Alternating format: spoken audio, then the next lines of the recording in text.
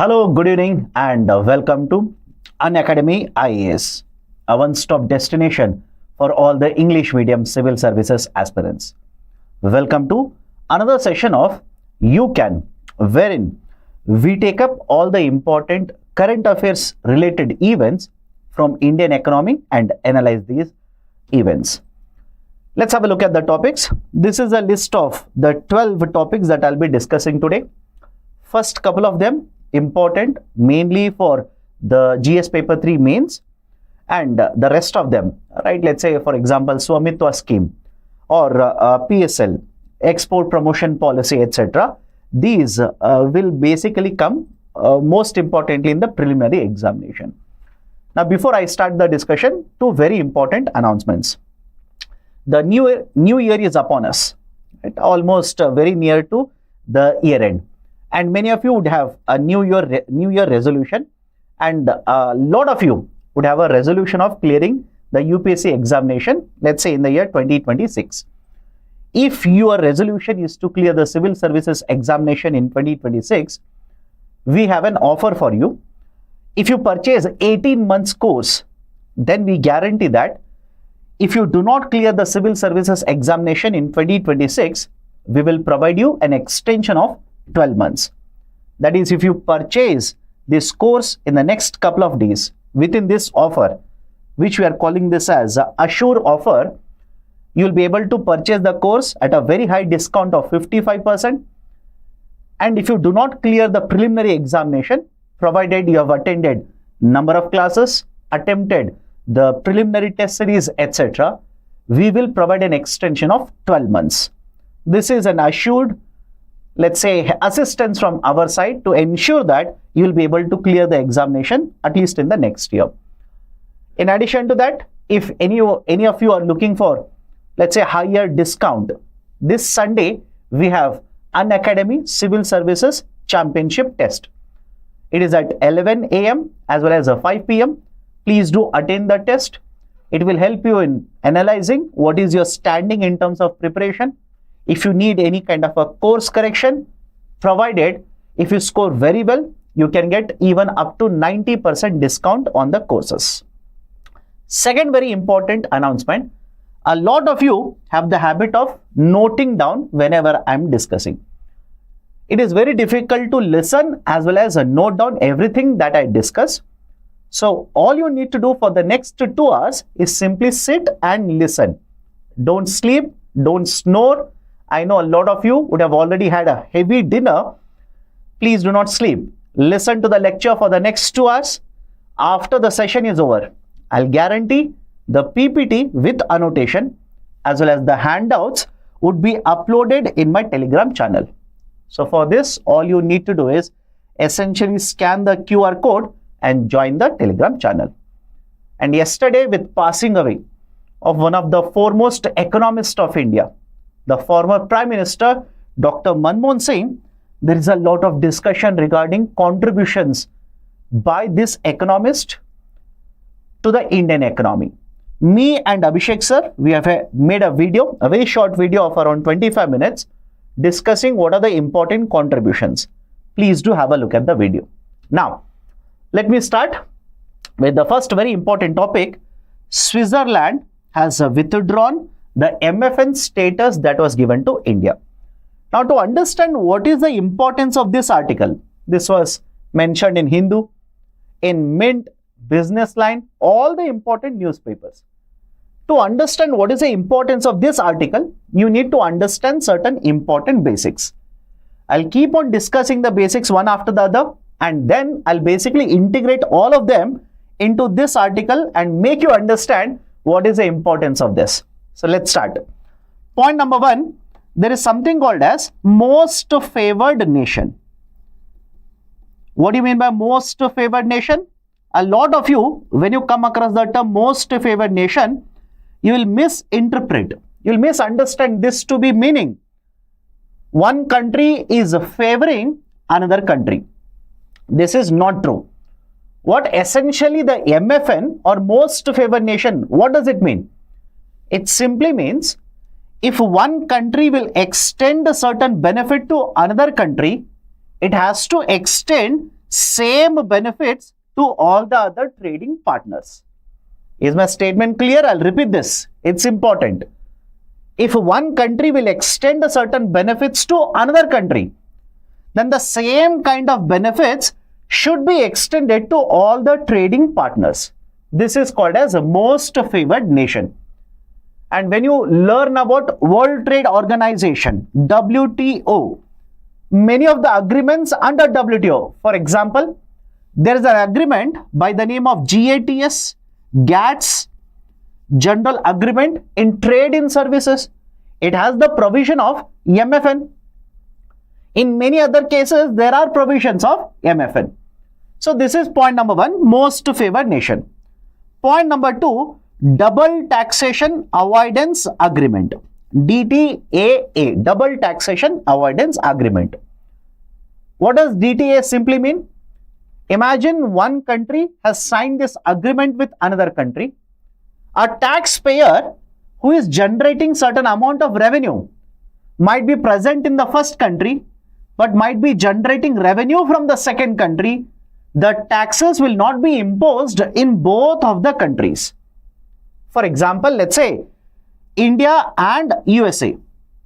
If I'm a businessman, I'm registered in India, I'm a citizen of India, but I'm also investing certain amount of money in USA and generating certain amount of profits or income in USA. So now the question arises, should the tax on this income, should it be taxed in India because I'm an Indian, or should it be taxed in USA because it is generated in USA? If it is imposed and collected in both of the countries, that will lead to double taxation. We do not want to have double taxation.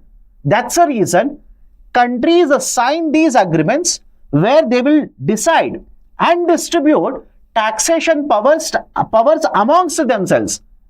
For example, one country will basically say, I will impose and collect taxes on, let's say, dividends.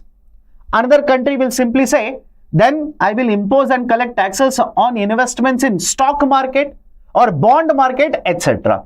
So these kind of, let's say, taxation powers are distributed under DTAA. India has DTAAs with more than 100 countries. India has signed DTAA with more than 100 countries. Point number two. Point number three. Right, there is this concept of Income Tax Act, provision in the Income Tax Act.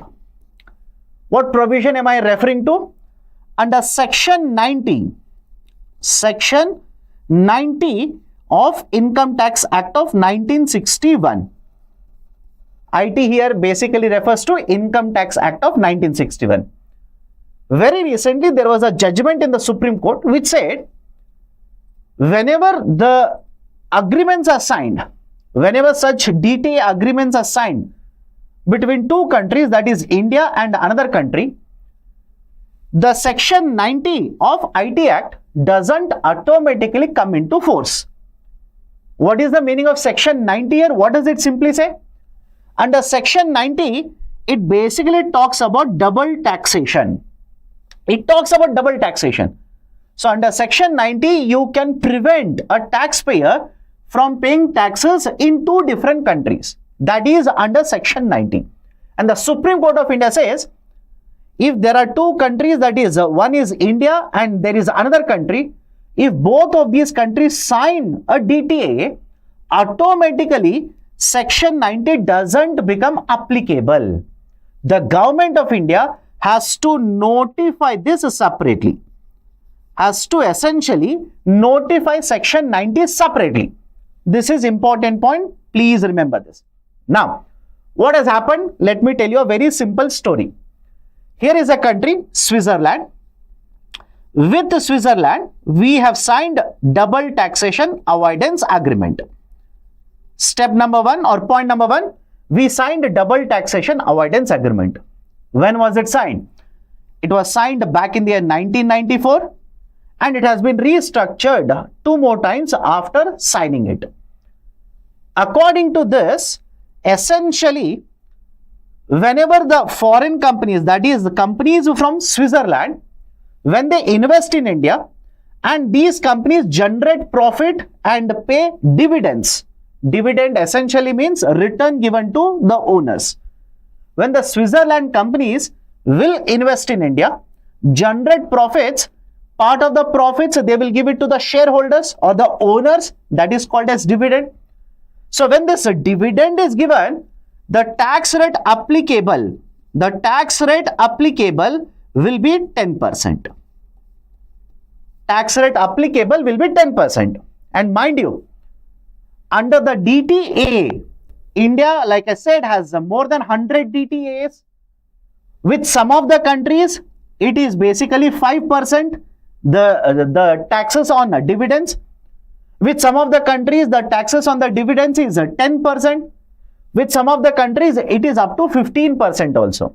What does it actually mean? Some of you might be thinking, sir, what is this taxes on dividends?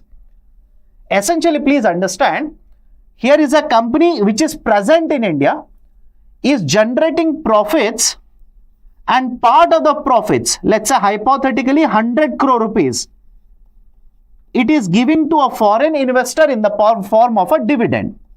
The owner who is residing outside India, sitting in Switzerland, will get dividend of, let's say, 100 crore rupees. According to DTA, out of this 100 crore, 10 crore rupees will be withheld by the company which is present in India, and this company will take this 10 crore rupees, transfer it to government. Which government? Government of India. This is essentially called as withholding tax. This is essentially the concept of withholding tax whenever there are international transactions which are taking place. So in the context of DTA with Switzerland, the tax rate, withholding tax rate was how much? 10%. But there was one more provision of MFN, most favored nation, under DTA. Between India and Switzerland, there is one more provision of MFN. According to this MFN, if India will extend the benefits of lower withholding tax to any other country, which is part of a grouping where even Switzerland is present, in such cases, if India has provided a lower withholding tax for another country, this has to be extended even to Switzerland. Is everybody able to understand this? I'll repeat the statement. Understand this clearly, because a lot of the newspapers have not given the background story to that. They have simply said Switzerland has basically withdrawn the MFN status to India. But what is the background story? I'll repeat this. India, Switzerland have signed an agreement. Under this, any Switzerland company will invest in India and they pay profits in the form of dividends. 10% of the dividends shall be withheld by the company in India and given to Government of India. But within the same agreement, there is a MFN provision which says, if there is one more country in a same group means group of countries. For example, we have OECD group of countries, where Switzerland is one of it. Apart from Switzerland, there are many other countries. So if Government of India will sign an agreement with another country in this group, where Switzerland is present and any other country is present, and with this country, if Government of India will have a DTA where the withholding tax is less than 10%, then Government of India has to extend the same benefit of lower withholding tax even to Switzerland. Everybody is able to understand the logic here? Now this is the sticking point. Why? We signed the DTA with Switzerland back in 1994, and later we also signed a DTA with other countries. For example, there is a country by the name of Lithuania. We signed the DTA with other countries, and when we signed DTA with other countries, we provided under DTA withholding tax of 5%. Not 10% that we gave for Switzerland, we gave 5%. And these countries, after signing DTA with India, they became part of OECD. Remember this. After signing DTA with India, they signed DTA with India. in the first, let's say, decade after 2000, 3 countries signed agreement with India. And after that, they became part of OECD group of countries. Now listen to the dilemma. Listen to the problem here. The problem is, for Switzerland, we have a tax rate of 10%. For these countries, we have a tax rate of 5%. And with the DTA that we have signed with Switzerland, there is a MFN provision which says, in this group, if I give 5% for any country, same benefit has to be extended even to Switzerland. So the companies from Switzerland which are operating in India, and by the way, there are more than 300 companies from Switzerland which are operating in India, more than 300, and more than 180 Indian companies have business in Switzerland. So what happened was, many of these 300 companies assumed that MFN is applicable, and instead of paying a tax of 10%, withholding tax of 10%, they started making a payment of 5% withholding tax. Essentially, if you take this example, the company is supposed to withhold how much? 10 CR. But instead of 10 CR, the company withheld only 5 CR, transferred it to government. The income tax officials sent a notice to these companies. The example here is Nestle company. Nestle company. The income tax officials sent a notice to Nestle company asking Nestle to pay higher amount of taxes, not at 5%, but rather at 10%. And against this tax notice, Nestle approached Delhi High Court. It approached Delhi High Court back in the year 2021. Is the story clear so far? And this Delhi High Court ruled in favor of Nestle company.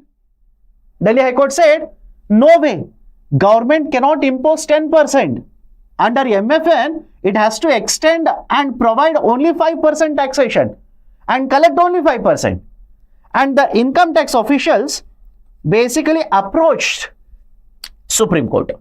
They approached Supreme Court of India, and Supreme Court of India clubbed multiple petitions like this. And in the month of October last year, October 2023, Supreme Court of India ruled in favor of the tax authorities. Ruled in favor of tax authorities. Okay. Now, what were the important observations made by Supreme Court of India? Point number 1, Supreme Court of India said, it is important to make a note of this point that these countries to whom India has provided 5% withholding tax, these were not part of OECD when India signed agreement with these countries. Is the point clear? India signed agreement with these countries which were not part of OECD grouping when the agreement, that is a double taxation avoidance agreement, was signed. This is the first one. Why? You sign an agreement and provide 5% withholding tax. Then these countries become part of OECD, which means when you signed agreement with Switzerland, these were not part of OECD grouping. So how can you basically extend the MFN provision in the Switzerland DTA, covering or basically arguing that all these OECD member countries or these OECD member countries, you are providing 5% tax. You cannot extend the argument. Point number 2, even if you sign a DTA, just because you sign a DTA, the MFN provision doesn't automatically become applicable. The most favored nation provision doesn't automatically become applicable. For that, the government has to notify Section 90.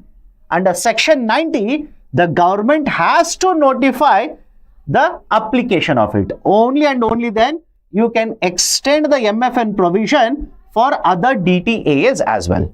So, IT income tax section should be notified by the government.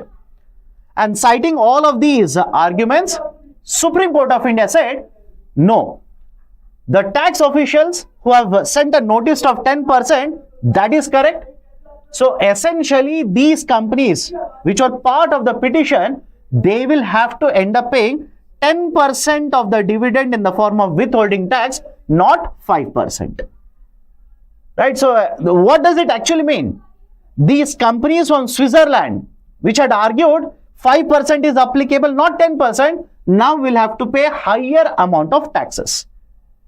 Now against this judgment, basically citing this judgment, Switzerland now says, in that case, why are we providing benefit to Indian companies which are present in Switzerland? Under DTA, we are providing benefit to Indian companies. Why should we provide the benefit? We will not provide the benefit. We will also withdraw the MFN status. This is essentially what is happening in the context of India, Switzerland, most favored nation status issue. Is everybody okay with this argument? Is everybody okay with the whole story here? Now, what is the impact of all of this? What could be the impact? I'll write it here. The impact is simple. Point number 1. Huge amount of investment from Switzerland are done in India, both in the financial market as well as in the form of FDI. Both in the form of FDI as well as, let's say stock market investment. That is FPI and FDI. Now, if there is no clarity regarding taxation, essentially this will hurt investments. This will hurt investments not only from Switzerland to India, but also from India to Switzerland, because many of the Indian companies have business in Switzerland. So it will basically have huge impact on the investment. Point number 1. Point number 2, it will also spread to other countries. Other countries meaning there are many other countries which are looking at this particular case and they are arguing, if this can happen to the investments from Switzerland, it can even happen to our investments. So what if other countries also start using this as an excuse to basically withdraw the MFN status given to India? Or they start demanding a change in the DTA, etc., etc. That is the second biggest impact.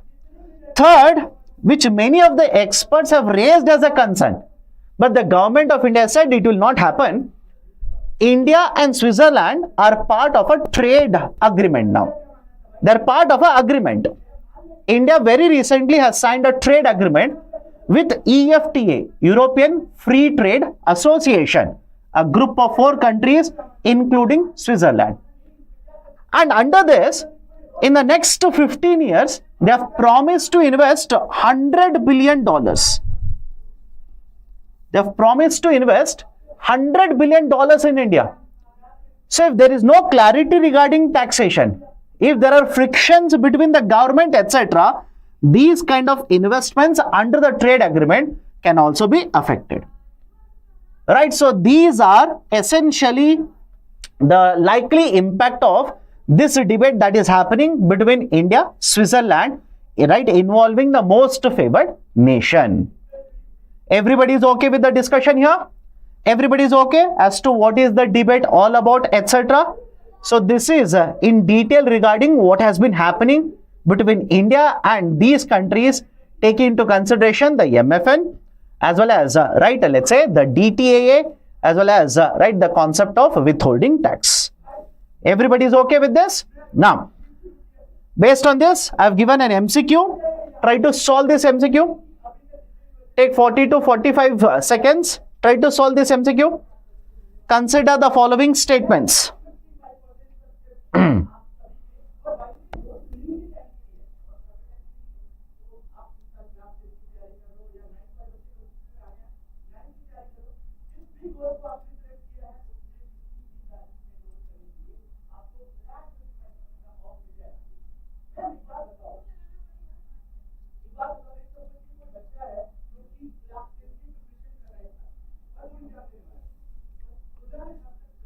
Monu Chaudhary, my dear, there is no glitch from our side.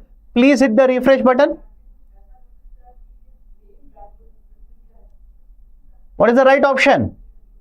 There is no poll. Let me know what is the right option in the chat section so that I can see, and if there is a problem, I can address there itself. What is the right option? A, B, C. Okay, good. Some of you are saying A, some of you are saying B, some of you have opted for C. So far, I have not seen anybody with D. Let me solve this now. Section 90 of the Income Tax Act 1961 prevents for the specified taxpayers being double taxed. Yes, this statement is true. I've already told you this. India has imposed the same rates of taxation under all of its DTAs. Absolutely no. That is the precise reason why there is a dispute now. That's a precise reason Switzerland is asking for MFN application, because India in one case has a 10%, in another case has 5%.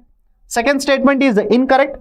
The DTA was introduced by World Trade Organization to promote global trade. No, this is also incorrect.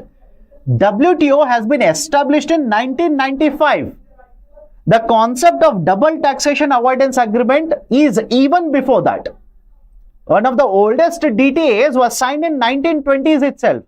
So DTA as a concept has been present in the global trade for a very longer duration compared to World Trade Organization, which has come into existence from 1995. Okay. So second and third statements are incorrect. The first statement is correct. Right option will be option A. Only one statement is correct. Okay. I've also given you a question for descriptive answer writing practice. Have a look at the question.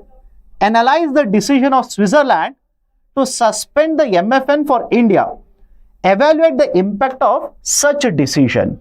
Right. So very simple question. A 15 marker for 250 words. Done. Now, let me go to the second article here. 55th GST Council meet. A lot of discussion has happened in the last 1 week surrounding the concept of a popcorn. Caramel popcorn or salted popcorn. You don't worry about it. What is the concept? I'll tell you. But beyond that, certain important discussions and decisions have taken place in the 55th GST Council meeting. You just be focused on that. Now, have a look at this. In the 55th GST Council meeting, there are 4 very important things that have been discussed. Right? And 3 I have written here. 4th one, I'll simply tell you. First one is concept of UIM. What is this UIM? Unified, identity marking. Right? Unified identity marking. UIM. What is this idea for UIM? Very recently, there have been instances of tax evasion under GST. Tax evasion, which simply means I'm supposed to pay, let's say, 100 crore rupees in the form of GST, but I will not report all the sales that I've done. I will pay only, let's say, 60 crore rupees worth of GST. And that has been happening. It's nothing new. In taxation, there is always a lot of tax evasion. And if you're wondering, sir, how can that happen? I will not report some of the sales that has happened, or I'll under-report some of the sales that has taken place. So when I do not report the right amount of sales, and I hope you understand, GST is imposed on the value of the sales that has taken place. Obviously, I will not be paying the right amount of taxes. So there is a concern regarding, let's say, one of the areas of the GST collection, that is some of the products such as a gutka, cigarette products, etc. There is an issue of tax evasion. So what is the solution? The solution that the government is thinking is essentially having unique identification marking. Earlier I said unified. It's not unified, unique. Unique identification marking, UIM. What is this? Usually what is the meaning of a UIM here? If you take a product right now, let's say there is a chocolate which is lying on the table, or let's say a biscuit packet which is there on the table, or let's say a soft drink bottle which is there on the table. If you take that particular product and if you look at the label, there are certain important pieces of information which is provided. For example, you will be able to see who is the producer, when it has been produced, where it has been produced, what is the lot number in which the product has been made, what is the expiry date, etc., etc. Okay. So that kind of information is available on many of the products that we purchase. In the same case, what they are offering now or what they are proposing is essentially, let's say, gutka packets or cigarette packets. Let's have this kind of a identification marking on these products as well. Is the point clear? Let's take these products and have, right, this kind of a marking on these products as well. If you have this kind of a marking, it will become very easier for government to track how many units have been produced, where it has been produced, in what lot size it has been produced, where it has been sent to, how many units have been sold, etc., etc. So basically, for tracking purposes, now the GST Council has proposed we should have even the UIM on the cigarette products. That is tobacco products such as a gutka or let's say cigarette products. This is the first point, essentially to reduce the incidences of tax evasion. To reduce the incidences of tax evasion. Okay, point number one. Point number two, in the last couple of months, there is a debate about what should be the GST rate on insurance products. What should be the rate of GST? Because the argument is, on one side, because of the cost of the healthcare has increased. I'll take current affairs, today's newspaper article and yesterday's newspaper articles. Essentially, the cost of healthcare has increased in India. With higher cost of the healthcare, the insurance companies which will provide you health insurance, they will also increase the premium. With higher premium and with higher GST, the amount of money that you will end up paying when you purchase insurance product will also be very, very high. That is happening on the one side. And on the other side, Government of India wants more and more insurance products to be sold to common man. They want to increase the insurance penetration. That they want more and more people to purchase the insurance products. But for that, the market prices, the premiums that we pay should be lower. So that is the dilemma now. That's essentially the dilemma. So there was a discussion in the GST Council earlier also. What should we do regarding the GST rate on the insurance on the, the GST rate paid on the premium that we pay for buying the insurance products. So it was expected that the GST Council will take it up for discussion. It has not taken up for discussion and no decision has been made. Instead, one more group of ministers, empowered group of ministers has been set up, which is being headed by the Deputy CM of Bihar, Mr. Simrat Chowdhury. This committee is expected to take it up again and submit a report to the GST Council. Okay, that is the point number 2. Point number 3, the GST on the sale of used EVs. Not simply EVs, used EVs. What do you mean by used EVs? Imagine I've purchased an electric vehicle, that is a car. I've used it for 2 years. I want to sell it in the market. Until now, the GST rate that was applicable on reselling was 12%. Used EV. Now, basically, the government, that is GST Council, has increased it to 18%. They have increased this to 18%. Why? What is the logic behind it? The logic is that until now, for other vehicles, it was 18%. For the electric vehicles, it was 12%. Rather than having two different rates, we have synchronized the rates. We have made the rates only one now across these particular vehicles. That will be 18%. So these are the 3 very important decisions that have been undertaken in the recent GST Council meeting. Okay. Now, in addition to this, some of you will simply say, sir, what is this popcorn issue? I've heard a lot regarding the popcorn now. What is this popcorn issue? Very simple. Please listen to me very carefully. Although a lot of memes have been created regarding the popcorn issue, please understand, whenever you talk about classification of products, there is an international practice which is called as harmonized system of nomenclature. Remember this. There is an international classification called as harmonized system of nomenclature, HSN.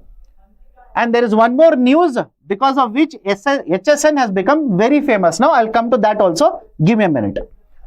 There is a system which is practiced globally, harmonized system of nomenclature. This is provided by World Customs Organization, WCO, World Customs Organization. More than 180 countries are part of it, and this system is used worldwide. According to this, essentially, whenever you use sugar related product, it is classified under different category. Is the point clear? It is classified under different category, and when you use, let's say, salt product, it is classified under different category. Is the point clear? Very simple. Caramel popcorn, you must have seen caramel, it will have sugar content. So basically you have used sugar, it will be classified in one more category. Salted popcorn is classified another category, under another category. So what GST Council has done, it has not increased the taxes. Understand this. It has not increased GST. It has basically classified it correctly. Although I'll tell you what is the criticism, it has essentially classified the product correctly now. Because there is a confusion. Right? The popcorn should be taxed at 5%. Should be taxed at 12%. Should be taxed at 18%. There was a confusion. And different states used to have different classifications. Different rates were applicable. For that, clarification has been provided. What is the clarification? If it is simply a salted popcorn, salted, not packaged, just available in the open, the GST rate applicable is 5%. Is it clear?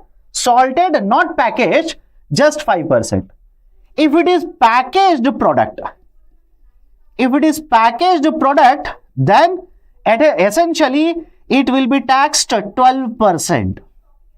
Right? 12%. And finally, if it is caramel popcorn, it will be taxed at 18%. Is the point clear? Okay. If it is caramel popcorn, 18%. If it is salted, not packaged, but just salted, 5%. And right, if it is packaged, it will be 12%.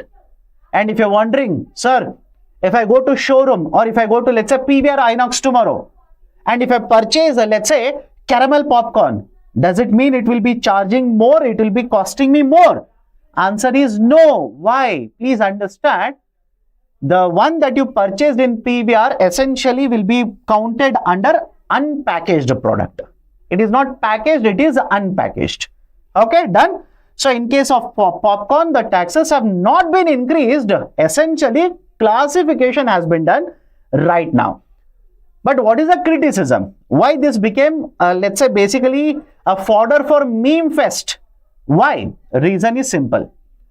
The central theme of GST, right, essentially is one nation, one tax. One nation, one tax. Okay, that is the central theme of GST. But under GST now, what you have done?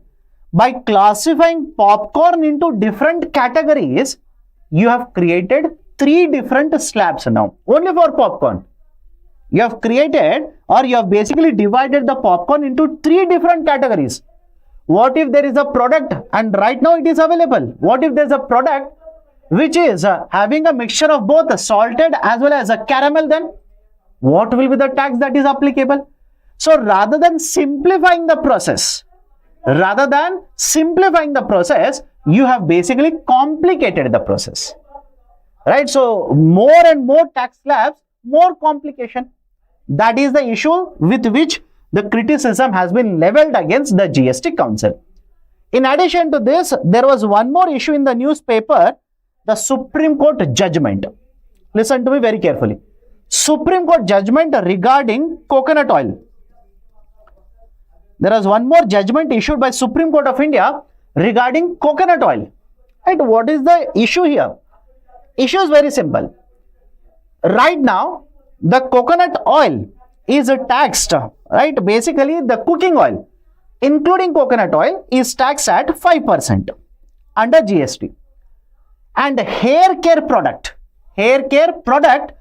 is basically taxed at 18%. Clear?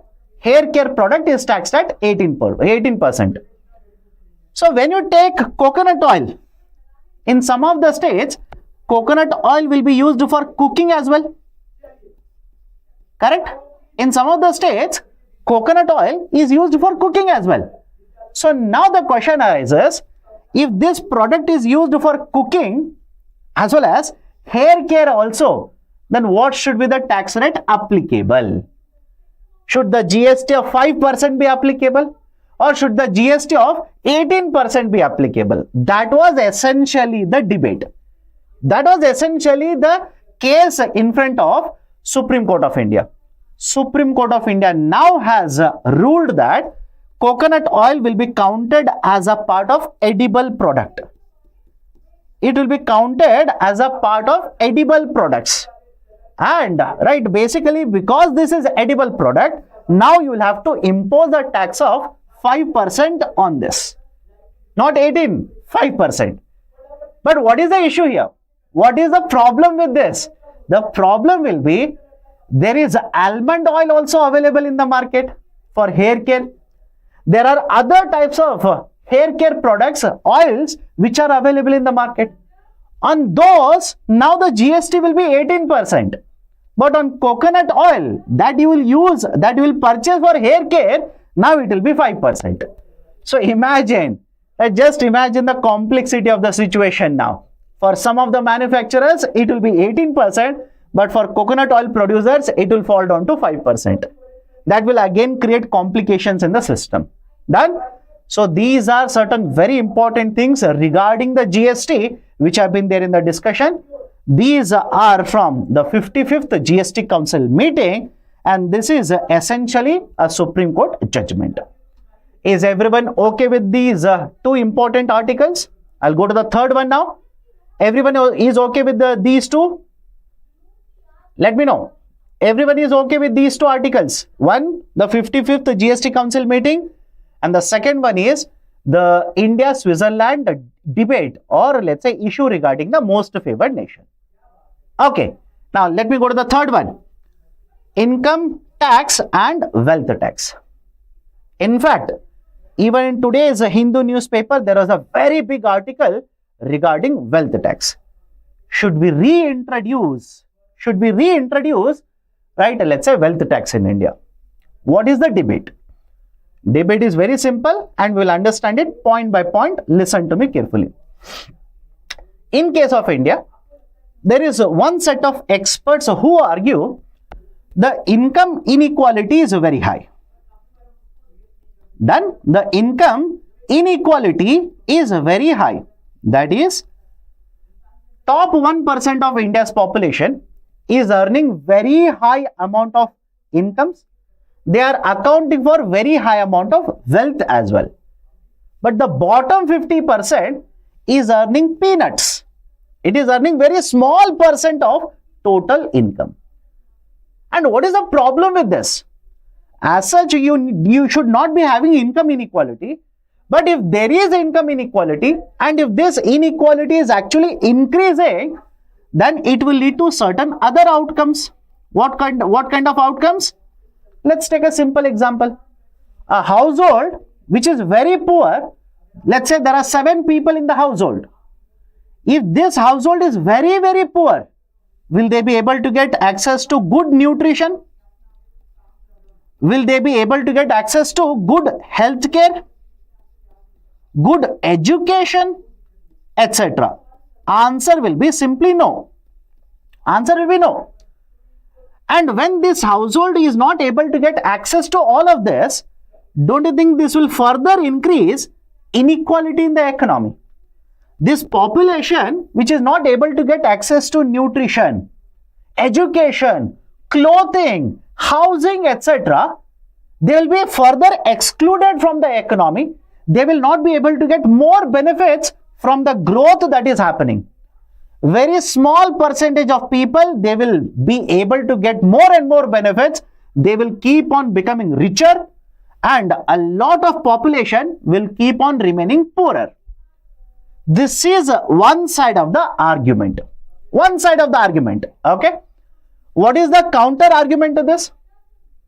Mr. Anant Nageshwaran, the Chief Economic Advisor, his argument is, do not look at only inequality. Do not just look at inequality. Do not come to a conclusion regarding inclusive growth based on income inequality. No. You will have to evaluate the performance of inclusive growth in India by looking at reduction in poverty. Look at the reduction in poverty. I hope you understand both the sides of the argument. Very important. There is a concept of inclusive growth. GS paper 3. Look at the syllabus. There is something mentioned as inclusive growth. World Bank says inclusive growth is basically the pace and pattern of growth. Both are connected to each other. Both should be promoted together. What is the meaning of it? When you promote growth, the benefits of the growth should reach to all the sections of the society. Be it farmer, be it a wage earner, be it any employed person, the benefits should be reaching to everyone in the society. That is essentially, if you imagine GDP as a cake, the size of the cake increases and the piece of the cake that is given to everyone also increases. That is essentially the concept of inclusive growth. So now one set of experts argue that because there is very high income inequality, wealth inequality, there is no inclusive growth. But on the other side, the Chief Economic Advisor argues that do not evaluate India's performance under inclusive growth only looking at income inequality. No, that is not the right parameter. What is the right parameter? Reduction in the poverty is the right parameter to measure inclusive growth. And how do you measure poverty in India? Right now, Government of India uses Multi-Dimensional Poverty Index, MPI, Multi-Dimensional Poverty Index. And according to the Niti Aayog, which publishes MPI, India's MPI, 12 parameters are taken into consideration. The number of people which have moved out of poverty according to the Niti Aayog calculation in the last 10 years is more than 20 crore people. More than 20 crore. So more than 20 crore people have moved out of poverty. So the argument of Chief Economic Advisor is, when so many people have been able to move out of poverty, don't you think we are able to move towards and achieve inclusive growth because of it? So the right indicator should be movement out of poverty, not income inequality. This very same statement can be asked in the UPSC Mains examination. Be very, very careful. Is it okay? Same statement can be asked to you in the UPSC examination in the mains paper. Which is the right indicator? Income inequality or movement out of poverty? Which one do you think is a measure of inclusive growth in India? This kind of a question are asked in UPSC mains examination. Be careful. Now, come to the point. So the argument here, this is a set of experts who are simply saying wealth inequality is rising, income inequality is rising. Their argument is government should impose higher taxes. Simple. Impose higher taxes. What kind of taxes are we talking about? Their argument is do not impose higher taxes on the middle class. Don't impose. Why? The middle class is already suffering. The tax rates are higher. Don't impose on middle class. What you need to target is the rich sections of the society, the rich people.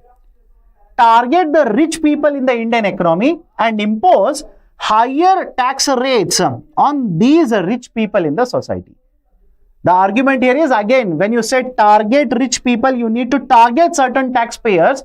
You cannot use indirect taxes. You will have to use direct taxes. You will have to use direct taxes if you want to target certain section of society and impose more taxes on it. Done, everybody is okay. Why? Indirect taxes, example is GST. If you increase the GST, no doubt, assuming consumption remains the same, no doubt, you'll be able to collect more taxes. But the indirect taxes are universally applicable on everyone. For example, if Mr. Mukesh Ambani goes to a shop and purchases, let's say, Parle-G biscuit, I go to the shop, purchase the same biscuit. You go to the shop, purchase the same biscuit packet. All of us will end up paying same amount of GST. All of us will end up paying same amount of GST. But on the other side, what if I target rich people who are earning above 1 crore, above 2 crore, above 5 crore? And if I start imposing taxes on either their wealth or on the income. In fact, the argument is imposed on their wealth. The argument of Mr. Thomas Piketty, right? The argument of Mr. Thomas Piketty and the group of people is impose higher taxes on the wealth of the rich people. But there itself, there is a problem, right? Why? Most of the wealth that is held by these billionaires, the rich people, are in the form of, let's say, shares. These are in the form of shares. These are in the form of, let's say, pieces of land, etc. Don't you think the market prices of the shares will keep on fluctuating? Correct? The market prices will keep on fluctuating. And Mamtaz is asking, sir, what is the difference between wealth and income? My dear, wealth is assets. Income is what you keep on earning periodically. For example, come the first, next week, you will receive salary and you will keep on receiving every month. That is your income. But the house that you own, the piece of land that you own, the car that you own, or let's say gold that you own, that is asset. So essentially the argument is impose higher taxes on the wealth. But the prices of the, right, let's say the assets keep on fluctuating on day-to-day basis or on monthly basis. So you cannot impose taxes on this. Rather, many experts say, if you want to impose higher taxes on the billionaires, that is the rich people, target their income. Target their income. But here also there is a problem. What is the problem? The effective tax rate right now, in case of India, on billionaires is somewhere in the range of 43%. The effective tax rate is somewhere in the range of 43%. And please understand, some of you will basically say, no sir, it is not 43%. It comes out to be 30% highest marginal rate. 30%. Then there is a surcharge. Then there is a cess also. You account for all of it. It will go right around 43%. So if you already have a very high tax rate of 43%, mind you, if you target the incomes of billionaires and start imposing more amount of taxes, then I'll come to the opposition here. This will lead to capital flight. This will lead to capital flight. Right? What do you mean by capital flight? Please understand, if I am a billionaire, and mind you, I am not a billionaire, okay? If I am a billionaire, I am working lot, I am earning money, and government is imposing very high amount of taxes on my income, my profits, etc. Why should I be present in India then? Anyways, my business will continue to operate. Anyways, they will earn profit and give it to me. I will simply relocate myself from India to Dubai, which is happening a lot in recent days. I will relocate myself from India to, let's say, Mauritius. From India to, let's say, any other tax haven. Why should I be present in India then? That will essentially lead to lot of investors, lot of high net worth individuals moving away from India and getting relocated into another country.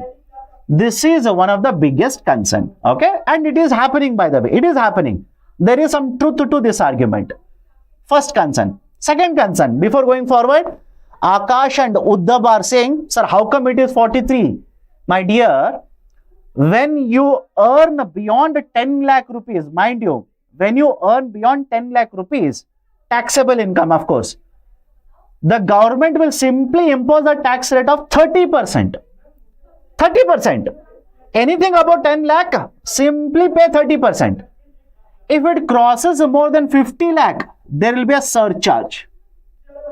If it crosses more than 1 CR, higher surcharge. If it crosses more than 2 CR, higher surcharge. And it's not over. The story is not over. Calculation is not yet over. On this tax plus a surcharge, there will be cess as well.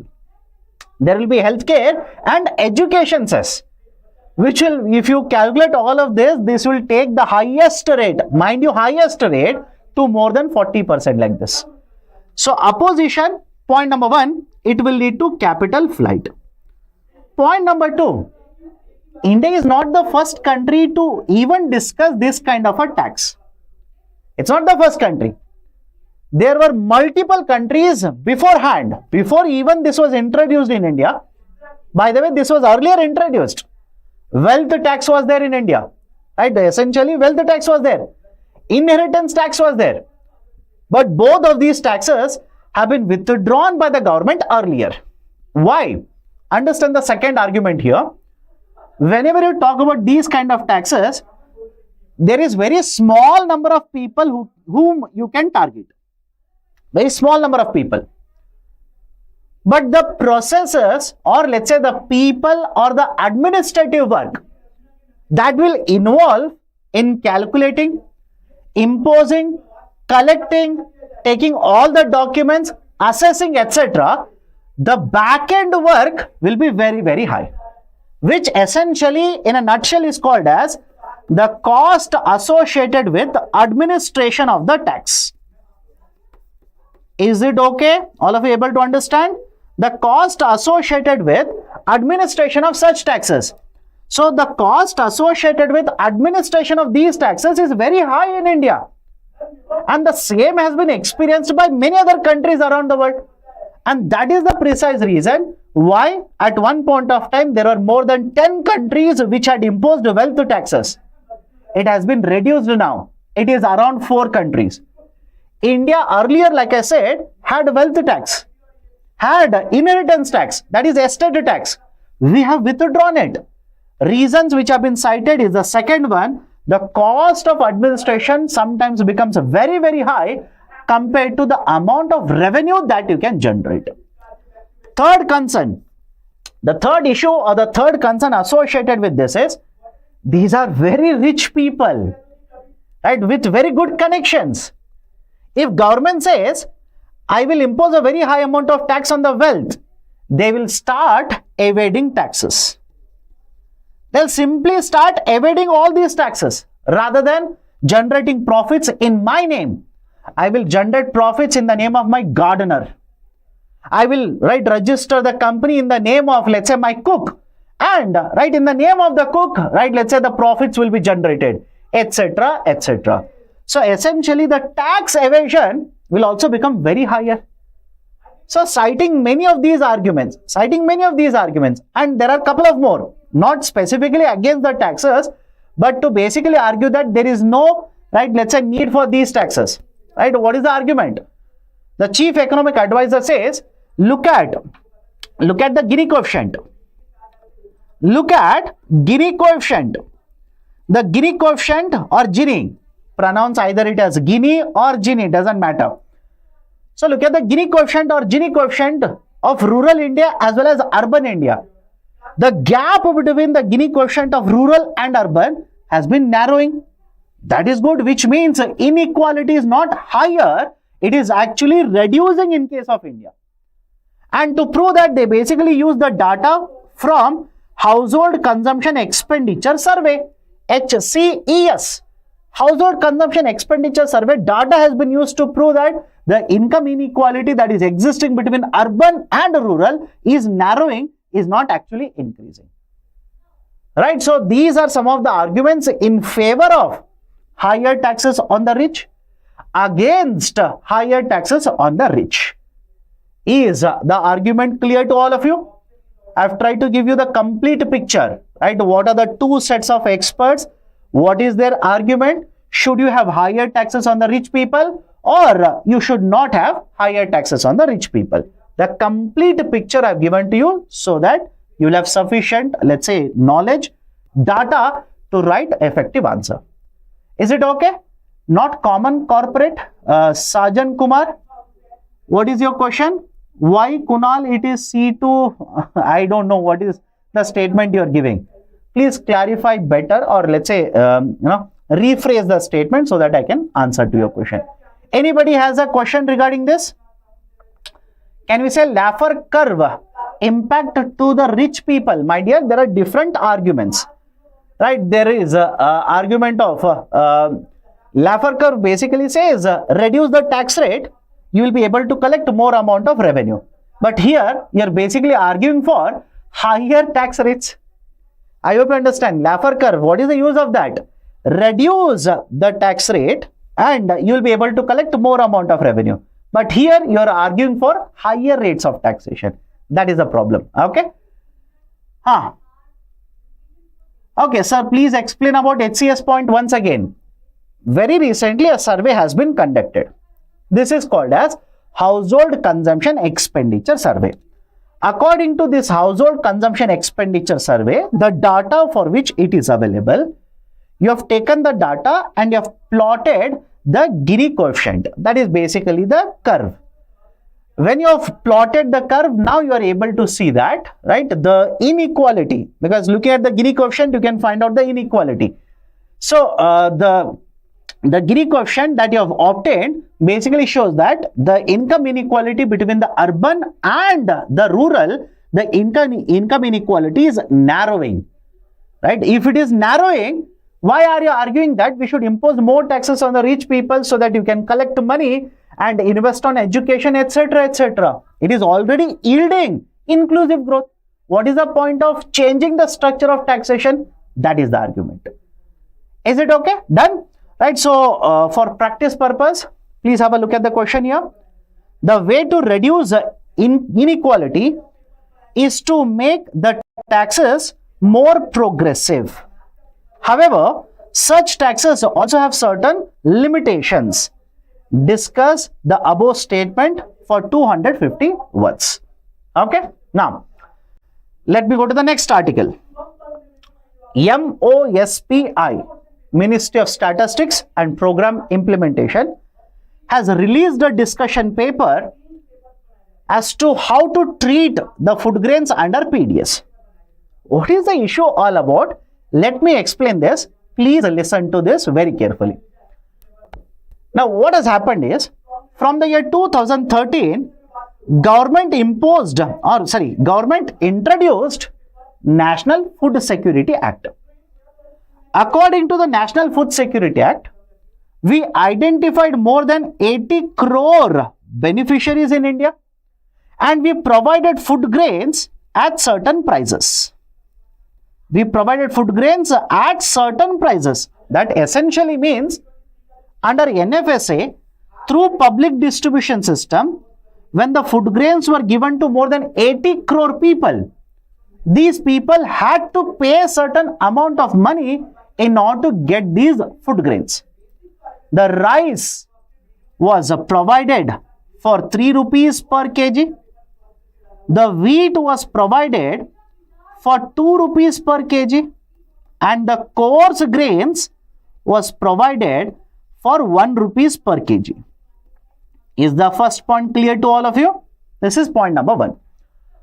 Point number 2, the government of India during pandemic introduced a scheme by the name of Pradhan Mantri Garib Kalyan Anna Yojana. Under this, government provided free food grains, 5 kgs of additional free food grains. But some time ago, that is after pandemic got over, what government of India did was basically brought the PMGKY under NFSA and said that going forward, you will not get 5 kgs under NFSA plus 5 kgs under PMGKY. No. Instead, you will be given 5 kgs of free food grains. 5 kgs of free food grains, which essentially means what? Now, if I'm a beneficiary, I will not pay even a single rupee. I will pay 0 rupees to get these 5 kgs of food grains. Story so far is clear? It is clear? Okay, now, what is the complication? What is the issue? This is one side of the story. Second side of the story is government through authorities, let's say MOSPI, publishes CPI, Consumer Price Index. And by the way, now Government of India wants to change the base year. Remember this. The base year for CPI, the government wants to change it from 2012 to 2024. They want to change the base year. Done? Okay. What is the problem now? What is the problem? Problem is very simple here. The problem is that whenever you want to calculate CPI, you need to collect the price data. Correct? You need to collect the price for, let's say, for overall inflation. I'm talking about the overall, that is the combined inflation. You need to collect price data for 299 commodities. Now, my question here is, if one of the commodities, let's say rice, right, and another commodity is, right, let's say wheat. Obviously, these are there. One of the commodity is rice, another commodity is wheat. You go to a household and this household says, I have not paid any money. I have not paid even a single rupee. Whatever wheat I am consuming, it is given to me under NFSA at 0 rupees. Now tell me, how will you be able to count this particular product or the change in the prices of this product, because the household is consuming it? You want to collect the data. So the problem is, how will you account for 0 rupees? How will you account for 0 rupees? So all of you able to understand the complexity now? With this PMGKY being brought under the NFSA now and 5 kgs being provided free of a cost, now there is a confusion. What is the confusion? One set of experts are saying, please count even if it is 0 rupees, consider it. Even though it is 0 rupees, consider it. Why? Even 0 is a number. All of you able to understand? Even 0 is a number. What if it is 0 rupees? Count it. But on the other side, there is one more group of experts who argue, if it is 0 rupees, how can you count it? How can you basically take it into calculation of price changes for 299 commodities? Don't you think that will be misleading outcome? Let's say out of 299 articles, again, hypothetically, for 10 articles, the price is, let's say, 0 rupees. In such cases, right, don't you think whatever price levels you are calculating using this 299 commodities, the change, that is inflation, is a misleading number? Right, so these are essentially the two sides of the argument. Right, so one side simply says, if it is 0, count it, doesn't matter. And they have one more side to this. Their argument is, because government is providing these food grains at 0 rupees, will this not affect demand for these commodities in the market? Think of it. Will this essentially not affect demand for these commodities in the market? Instead of 0 rupees, if it was 3 rupees, I would have demanded a different quantity in the market now. Right? So argument is, because it is 0 rupees, it is affecting demand. So count even 0 rupees. Right? But the second side simply says no. And mind you, what is the international practice? What is the international practice? The international practice is, whenever anything is given free of a cost by the government, the price of that should not be counted in the basket of commodities used for calculating inflation. I'll repeat the statement. Whenever the commodity is issued by the government free of a cost, the price of that, which is 0 rupees, should not be counted when you take basket of commodities to calculate inflation. That is the international practice. So this was there as a discussion couple of months ago. Clarifying this, the Ministry of Statistics and Program Implementation has issued a discussion paper now. And according to the discussion paper, one, base year will become 2024 now. And second, basically, we will not be counting the prices of these commodities because it is 0 rupees. International practice doesn't allow us. These are the two very important points connected to this paper which has been issued by the government. Done? Everybody is okay with the discussion here? Please do let me know in the chat section. Anybody has a doubt? Anybody has a confusion regarding what I've discussed so far? Monu Chaudhary saying, sir, why distribute free grains but make people able to purchase it? My dear, that is one argument. Definitely yes. You're basically taking one statement, a proverb, and rephrasing it. Rather than providing, let's say, something for free, right? Make them get this, right? Don't provide a free fish, right? Make them learn fishing. That is your argument. I agree. But that is another aspect. That's a different discussion altogether. Can we go forward now? Okay. Now next, there is a proposal. Very nice and very important for your UPSC examination. In today's newspaper, Hindu, I'm quoting Hindu by the way, there is one article which says, with more of digital banking being adopted, with more and more digital banking being adopted, there are a lot of cyber frauds which are also taking place. More people are adopting digital banking, and that is basically giving, right, let's say it is providing certain, let's say the opportunity for people to commit cyber frauds. Now in the context of this, that is a digital lending, there is this idea of a digital lending. Back in the year 2021, Reserve Bank of India had set up a committee, right? Jayant Committee, Jayant Kumar Das, JK Das Committee. Remember the name of the committee can be asked in the prelims. So there is a problem associated with digital lending in India. What do you mean by problem? There are different types of digital lenders in India. A lot of them basically will provide the loans through apps. And the problem here is, because these are basically acting in a digital market, these essentially lack regulation. Because the report says, and even RBI has accepted this, a lot of them are illegal in nature. These are illegal in nature. These are not registered. These are present somewhere overseas. They'll create an app. They will get this app made available in Play Store. People will simply download it, and using these digital apps, they will take loans from lenders. So first problem associated with these digital lending apps is essentially a lot of them are illegal in nature. These are not registered. These are not supposed to provide loans. These are illegal. Point number one.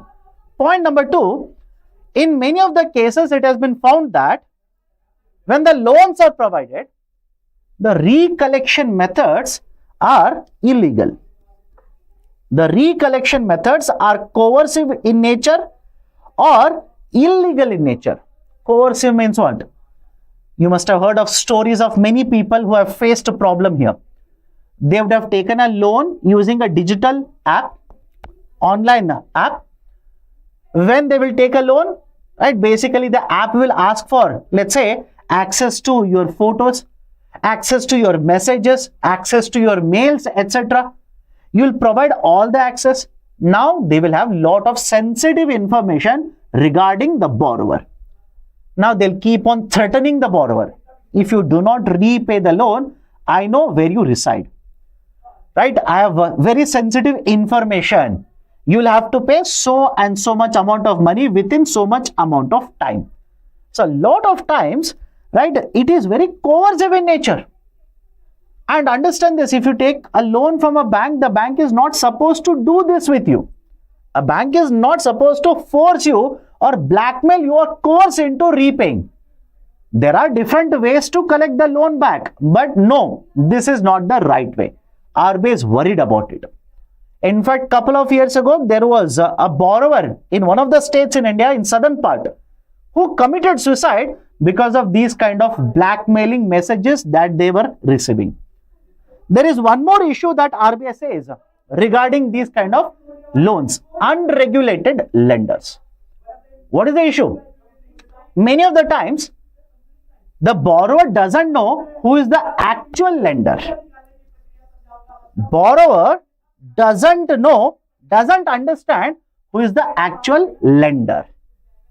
Right? A lender could be somebody. They will have a different name. Through different names, through different accounts, etc., they will end up giving loans to us. Black money can get circulated in this way. Illegally generated money can get circulated in the economy, etc. So, RBI raised various issues associated with this kind of unregulated lending. And the same observations were also provided by this committee, which was set up by RBI. The name of the committee, memorize this, J.K. Dash Committee, 2021. This committee argued that there should be a bill. This is the genesis. There should be an introduction of a piece of legislation by the government to regulate such kind of unregulated lenders. And now, government is all set to introduce the unregulated lender bill. Is the point clear so far? Okay. The government is all set to introduce unregulated lenders bill. What does this particular bill entail? What are the provisions as of now? The provisions are simple. One, if anybody is unregulated, what do you mean by unregulated? You are not registered. Unregulated simply means that if anybody is unregulated and if they want to provide a loan, that is illegal.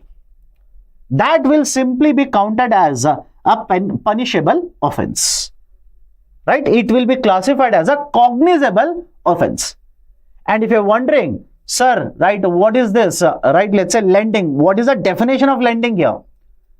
The bill simply says one borrower, there is one lender, amount is transferred for which a rate of interest is charged. That will be the concept of lending here. Okay, so point number one, if you're not registered, if you're unregulated, and if you provide a loan, then this will be considered as a cognizable offense. You will be held in contempt of the provision and you will be punished. There is a jail time, there is a, right, let's say, the monetary penalty as well. Point number two, if you have given a loan, now you are using somebody else who is not authorized to recollect a loan.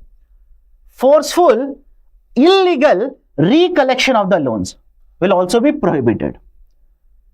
Right? For example, I will give a loan to a borrower, but recollection, I will outsource it to somebody else. They are not authorized. They do not have any kind of authority to recollect the loan. So, if they are involved in the recollection of the loan, they will be held liable. They will be punished. They can be sent to jail. There is a monetary penalty as well. Point number two. Point number three, there will be a central database. There will be a central database. And this database will have information of all these lenders who are supposed to provide or who have been given the license to provide such kind of loans.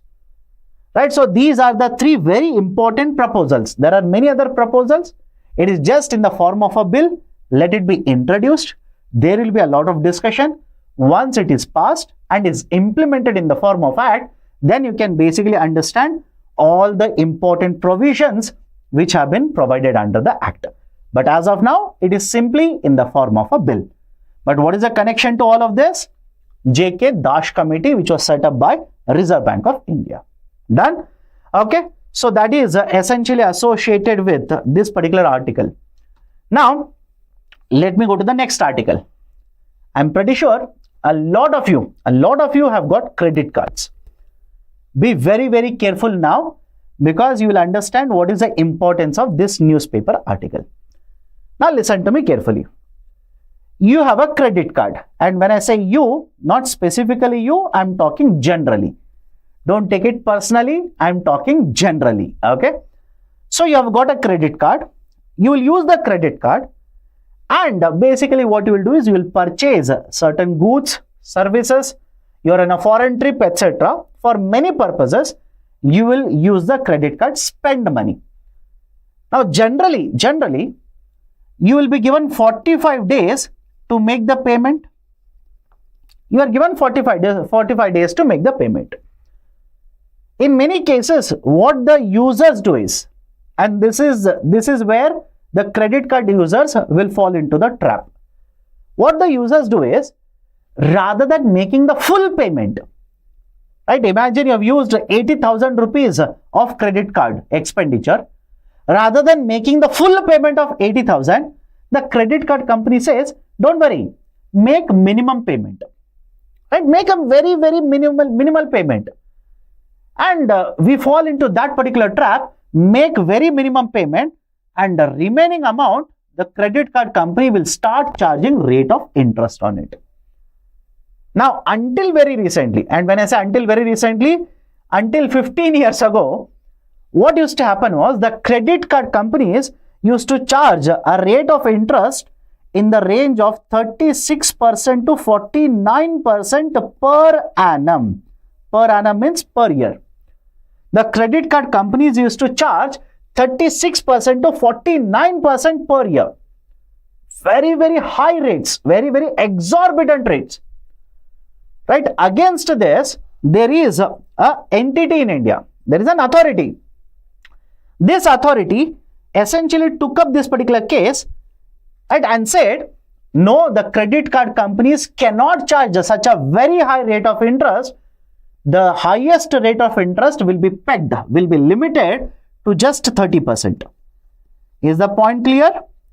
The highest rate of interest that shall be charged will be 30%, not 36 to 49%. And here are the important points here now. Which is the authority which has taken up this particular case? Back in the year 2008, the commission, that is essentially National Consumer Dispute Redressal Commission. National Consumer Dispute Redressal Commission. This commission, which is set up under the Consumer Protection Act, this took up the case and said, no way, we will not allow you to charge a 36 to 49%. Maximum that you can be charging is 30%. Now, against this order of the authority, many lenders, many credit card issuers such as HSBC, HDFC, Citibank, etc., they approached Supreme Court of India. And Supreme Court of India very recently has overturned, I repeat, Supreme Court of India very recently has overturned the earlier order of limiting the highest rate of interest to 30%. Now, it has basically gone back to the earlier situation, which means, listen to me now, the credit card companies have the power to impose a higher rate of interest if you delay making payment of your credit card expenditures. Very simple. Until now, it was limited to 30%. It will not be limited to 30%. It can be in the range of 36 to 49%. Why I am saying a range here? Listen to me. According to the Banking Regulation Act, there is an act. According to the Banking Regulation Act, 1949. According to the Banking Regulation Act of 1949, there is a particular section 21, section 21, right? Specifically under that 21A. This provision provides the authority for Reserve Bank of India. It will give the power to Reserve Bank of India to determine what should be the rate of interest. But what has RBI done? RBI essentially has stated that we will leave this decision of deciding the interest rate, we will leave the decision to the respective banks. So essentially, the board of directors of these banks which are issuing credit cards, they are taking the decision now, not RBI. RBI has the power, but RBI has not imposed any kind of a restriction on this rate of interest. It is the respective banks who have decided what should be the rate of interest that they will individually charge. Until now, it was limited to 30. Now, it will be in the range of 36 to 49%. Definitely, yes, it will increase. Now, two very important points here. Why did Supreme Court of India reverse the decision? Many of you will be of the opinion that the Supreme Court of India has done injustice here. It should not have been done. Why did Supreme Court of India do that? Let me address that. And second point is, why? Why such a very high rate of interest? Let me start with the point number one. Supreme Court of India basically said the NCDRC, that is National Consumer Dispute Redressal Commission, doesn't have the authority. Who has the authority here? Under section 21 of the Banking Regulation Act of 1949, only RBI has the authority. So it is not under your jurisdiction. It is not under your jurisdiction. So why have you taken up this particular case which doesn't fall under your jurisdiction? You don't have the power. You have simply assumed the power which is actually given to Reserve Bank of India.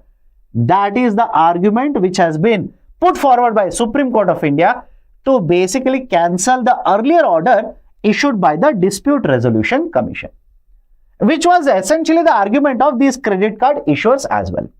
Point number two, some of you might be thinking, sir, why this kind of a rate of interest? Why such a high rate of interest? Is it the same in all the other countries? Absolutely no. In many countries which are smaller in nature, when I say smaller, I am talking in terms of GDP. The interest rates are in the range that is present in India. But at the same point of time, there are many other developed countries where the rate of interest charged is in the range of 20% to 30%. It is in the range of 20 to 30%. And in fact, that was the argument that was put forward by NCDRC to basically argue and say, this range 36 to 49% is injustice. It's very, very high. You cannot charge 36 to 49%, limit it to 30. But the argument of the credit card companies is very simple.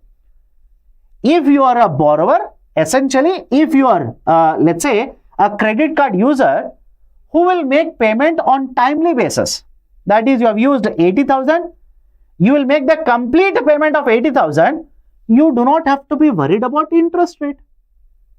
Is it okay? Are you able to understand?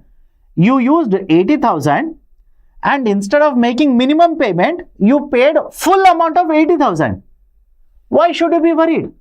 You should not be worried about rate of interest. Point number one. Point number two, it's not that we are giving credit card and tomorrow itself we are asking them to make a payment. We provide this amount of money without charging single rupee in the form of interest, usually for 45 days. Usually for 45 days, no imposition of interest on this. You can use, you can pay the money within the limit and pay us back the full amount within next 45 days. I will not impose any interest on it. Point number three. In economics, there is a very famous statement. There are no free lunches in the economy. There are no free lunches in the economy. You go to a bank, take a loan. Will you not pay interest on it? Now you are using a credit card. You have swiped the credit card, used a certain amount of money. You want to repay this amount of money after 60 days. Should you not be charged a rate of interest? Are you not essentially borrowing money from us? And in order for us to provide all this facility for you, we are incurring expenses. We are incurring expenses, right? So that is the precise reason why the credit card issuers have a very, very high rate of interest in India in the range of 36 to 49%. Right? So these are certain important points associated with, right, let's say, the NCDRC, the Supreme Court of India judgment regarding the credit card issuers. This was mentioned in today's Hindu newspaper itself. Be very, very careful. Okay, leave banking to RBI. Supreme Court of India order says, why is an entity which doesn't have a jurisdiction in banking interfering in banking activities? The power is given to RBI. If there is abuse of power, you can look at it. You can evaluate it. But you don't have the power to determine the interest rate. You are assuming that power. That is not correct. That is essentially the argument of Supreme Court of India. Done? Okay. So based on this, I have given an MCQ. Try to solve this MCQ. Take 45 seconds, solve it. I'll tell you the answer after that. But before that, if anybody has a question, do let me know. Monu Chaudhary, is NCDRC constitutional body? No, it's a quasi-judicial body. Okay, it's not a constitutional authority. What is the right answer? Please do let me know in the chat section. Don't wait for the poll. Let me know in the chat section. Slightly difficult if you ask me.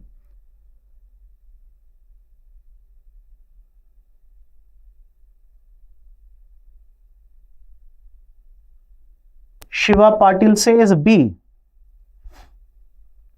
Ganesh C. Rahul Singh B. R. Shankar, if for... Okay, the question has gone up. Okay, B.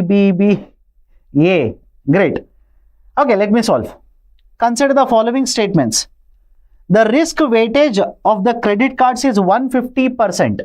Yes, it has been increased to 150%. Okay. Under Basel guidelines, different kinds of loans or advances will have to be given risk weightage. Earlier it was 125, it has been shifted to 150. Currently, RBI decides the interest rates on deposits and loans. No, RBI doesn't decide interest rates. On deposits, it has been already been deregulated. On loans, right, we have asked, right, the banks to determine the lending rate. So, no. Second one is wrong. NCDRC is set up under the Consumer Protection Act. Yes. So, first one is correct. Third one is correct. Right option for the question will be option B. Only two are correct. Okay. Now, next article related to agriculture sector. Okay. Related to agriculture sector. There was one student who had raised a question and I was not able to read the question because it moved up. And people started commenting the answer and the question moved up. Whatever the question is, please do let me know again so that I can address it. Risk weightage in simple terms. Essentially, risk weightage is what is the probability of the borrower not repaying it.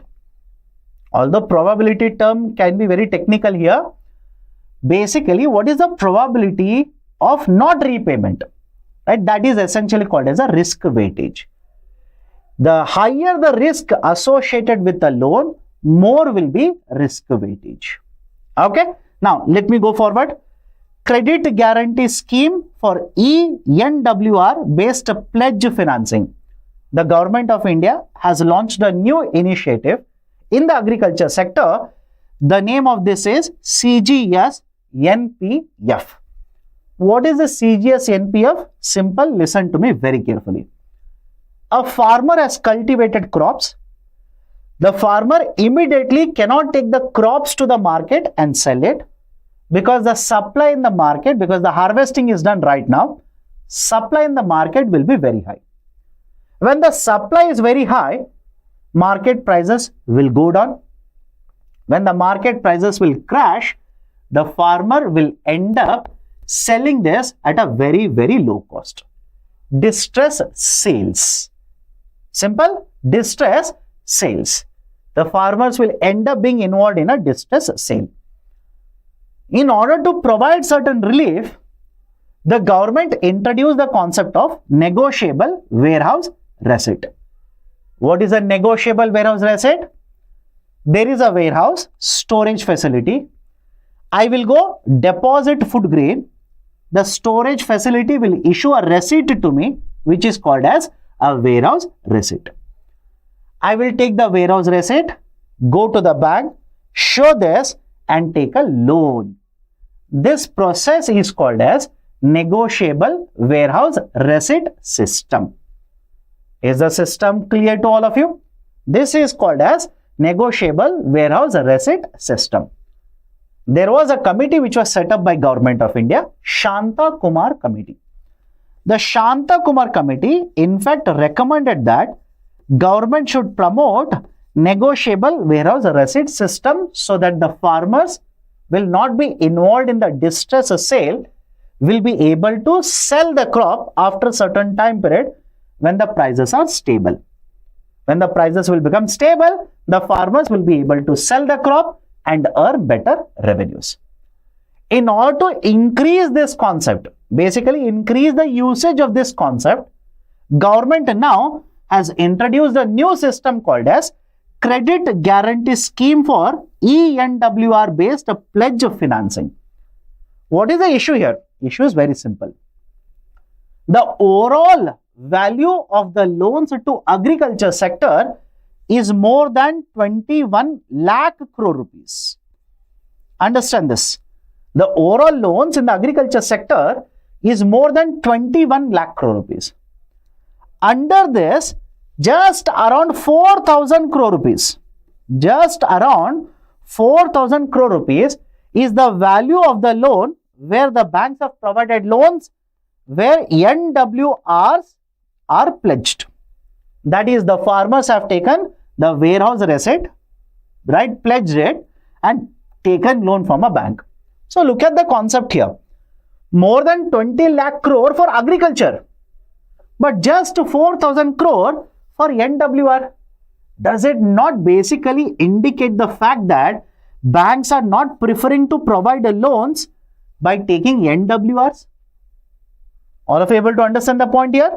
The banks are not able to provide more and more loans. They are not preferring to give more loans by taking NWRs from the farmers. Why? What is the logic behind it? The logic is very simple. There is a lot of risk associated with these kind of loans. Is it okay? There is a lot of risk associated. What if the volatility of the prices of the commodities becomes very high? The whole argument is, I will store today because the market prices are very less. And argument is, after 45 days, prices will stabilize. I will sell the crop, I will get the money and I'll repay the loan to the bank. That is the expectation. But what if rather than stabilizing, prices further keep on falling down? Risk is very high. Lot of these warehouses are not registered. Risk is very high because if these are not registered, what is the guarantee that you store the food grain, the quality of the food grain will be protected? There's no guarantee. So the risk associated with this kind of loan very high. That's the reason banks are not preferring to provide these loans. So what is the solution then? Solution is very simple. The government simply provides a certain amount of guarantee. Listen to me carefully. Government has set up this particular fund with value of 1,000 crores. The value of this fund is 1,000 crores. Government simply says, you provide a loan up to a certain amount, I will provide guarantee. Meaning what? Imagine I've taken a loan of 10 lakh rupees from a bank. If government will provide 85% guarantee, 85% of the loan amount will be guaranteed by the government. Government will pay this if I'm not able to repay the loan. That is essentially the concept of a credit guarantee. So Government of India, by setting up this fund, is providing guarantees for the loans that the farmers will take. Specifically, the farmers who belong to the SC and ST community, the women farmers, small and marginal farmers, etc. These kind of farmers now will be able to provide the NWR, will be able to take a loan by pledging NWRs. That is essentially use of this kind of a credit guarantee scheme, which, right, in a nutshell means what? If the borrower doesn't repay up to a certain amount, government will guarantee the repayment. This will essentially lead to what now? Point number one, the distress sale of the farmers. The farmers do not have to enter into distress sale. So the distress sale of the farmers can be contained. It can be reduced. Point number 1. Point number 2, if you want to avail all of these facilities, now the warehouses will have to be registered. The warehouses will have to be registered. And if you're wondering, sir, where are the warehouses registered? There is an authority, Warehouse Development Regulatory Authority. Under this authority, you are supposed to be registered. So farmers, if they want to get the benefit, they will have to approach only the registered warehouses. Now the warehouses will be worried, because if I am not registered, farmer will not come to me, farmer will go to somebody else. So the registration of the warehouses will start increasing. That is point number 2. Point number 3, if farmers are going to get this kind of financing, they will wait, they will not enter into distress sale. The revenue generation or revenue realization of the farmers will also be much better. Done. And fourth one, because the main target of this scheme is small and marginal farmers, is women farmers, etc. This will also promote empowerment and financial inclusion. Empowerment and financial inclusion. Done.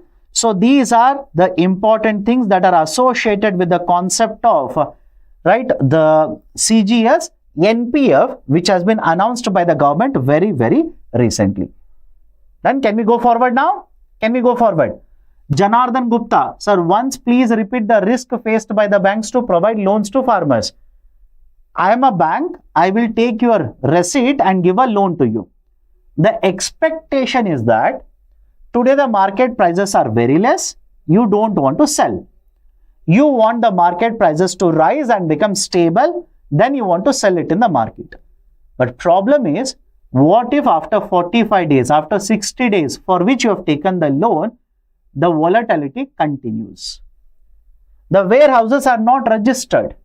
These do not have correct facilities, right? You will store the food grain, and I hope you understand, whenever you store food grain, you are supposed to maintain right temperature, right moisture, protect food grain from, let's say, changing weather, etc.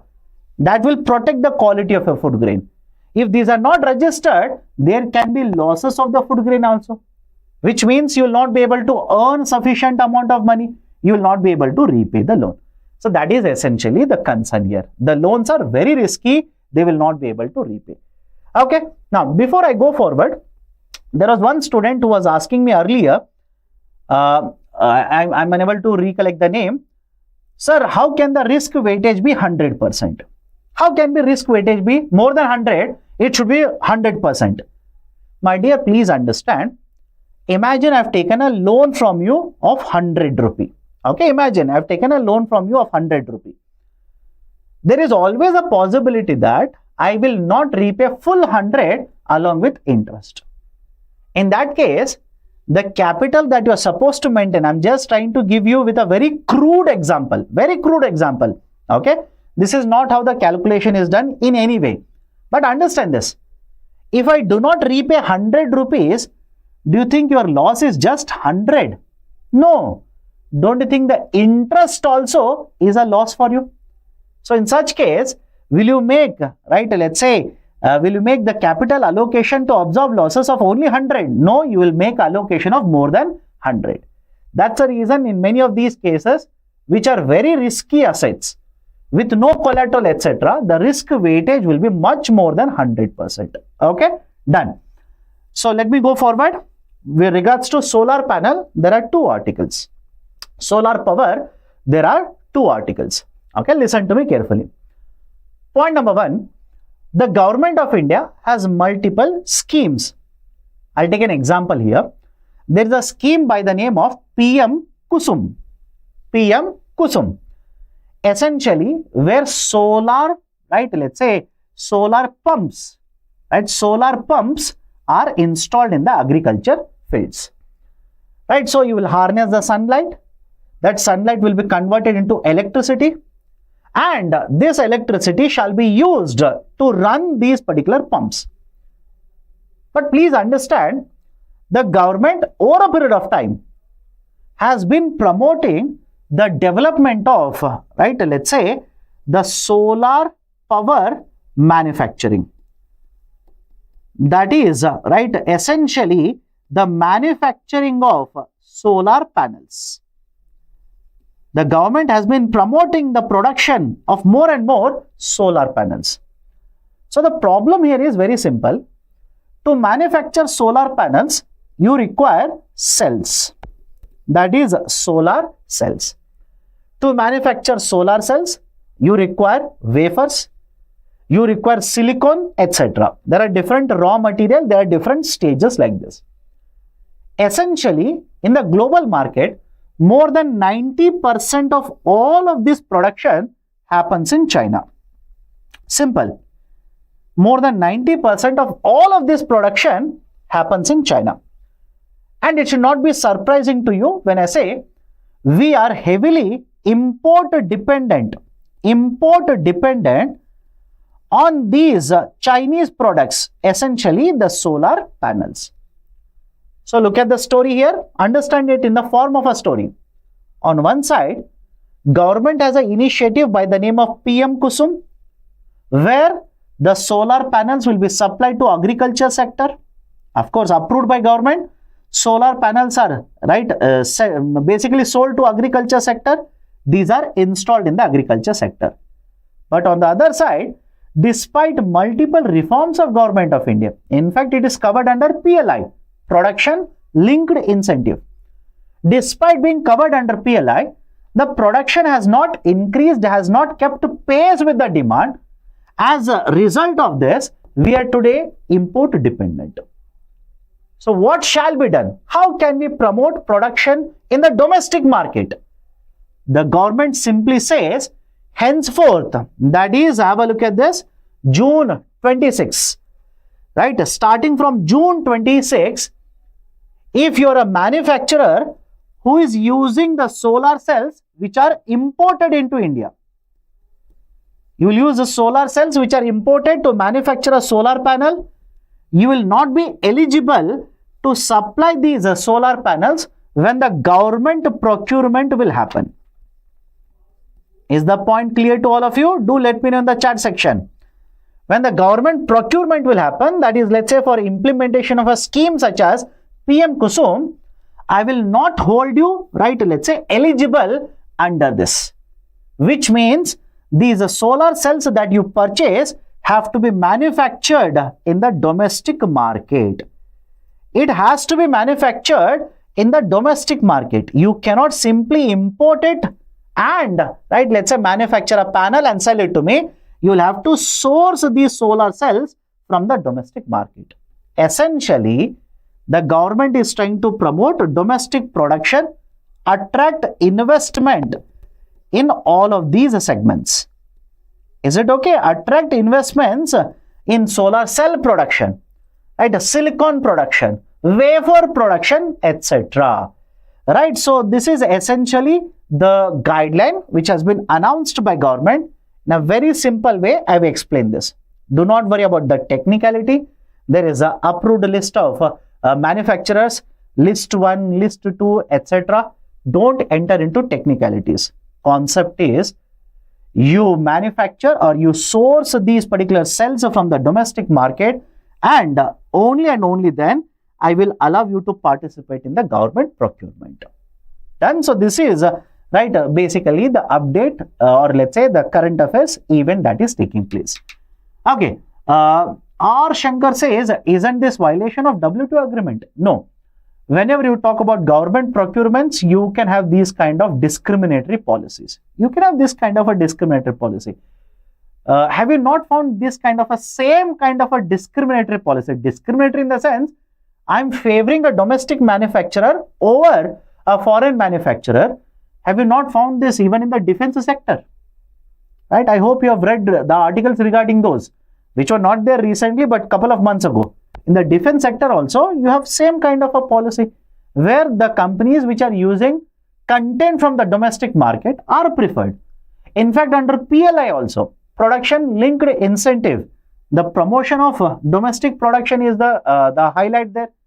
Under FAME initiative, there was a condition, you should source at least 50% of the content from the domestic market. So these kind of conditions are generally imposed. Okay, done. This is one. Second one, there is one initiative of Government of India, specifically the Central Board of Indirect Taxes and Customs. The initiative goes by the name of MOOWR scheme. Right? This stands for Manufacturing and Other Operations Warehousing Regulation Scheme. What is the importance of this particular scheme? This was announced and implemented by CBIC. It was implemented for the first time in 1996. Then it was restructured back in the year 2019. What is the importance of this scheme? Right? What is the importance of this kind of an initiative? Under this initiative, imagine I will import certain products, right? Solar power related imports I'll do. Now, when I import it, I do not have to pay any kind of a customs if I basically declare this region where I'm developing the project as a warehouse. There's a term called as a bonded warehouse. Very technical, you don't worry. Logic is very simple. There is a particular, let's say, a project which I'm developing. For this, I import certain raw material, certain components. I do not have to pay any customs duty. I don't have to pay any customs duty if I import the product and use it only in this particular project. This is the concept of a bonded warehouse. Right? So this was essentially provided under an initiative of CBIC, which is called as Manufacturing and Other Operations Warehousing Regulation Scheme. This was one of the provision. If you're wondering, sir, is this the only provision under the scheme? No. For example, if I wanted to import, rather than submitting multiple documents, rather than getting multiple approvals, there would be only one commissioner, right? Again, associated with the imports and export. I need to approach this particular commissioner, submit the document. All the approvals will be issued by only one authority, single point. Right? So there are multiple provisions under the scheme which were basically implemented, which was targeting solar, which was targeting textile sector and many other sectors. The argument was easier imports should be allowed, easier production should be promoted, but the argument was you cannot bring in this, manufacture something in this region and sell it in the domestic market. No, that will not be allowed. Argument is, if I'm developing a solar project, this area will be declared as a bonded warehouse. I import something, use it only in this region. I cannot manufacture here and sell it in the domestic market, because in that case, compared to other producers, I will be getting benefit because I'm not paying any customs duties on the import. So that is the initiative that was implemented by the CBIC. Now, what has been the change that has been done? CBIC now says there is a potential misuse of the provisions. Many of the companies are simply bringing lot of these solar products into India. They are simply storing just to escape paying customs duties. And later on, they might be moving these products into other regions to develop other projects associated with the solar power. That is the precise reason. Now, the CBIC simply says, no way. You import anything, even if you're covered under this initiative, you import anything, let's say associated with the solar project now, I will not be waiving off the duty exemption. Earlier, you used to import it without paying any customs. Now, I will not allow you to enjoy this benefit. You will have to pay the taxes or the customs duties on the imports that you are doing. That is the new, right, let's say, or that is the change that has been introduced by CBIC, right, in the initiative MOOWR. This is not a very, right, let's say, a very important initiative as such for UPSC examination. It is generally not even mentioned even in India yearbook. But because suddenly it was there in the newspaper, I have given you certain points. Be careful, UPSC in the preliminary examination can test your knowledge here. Okay.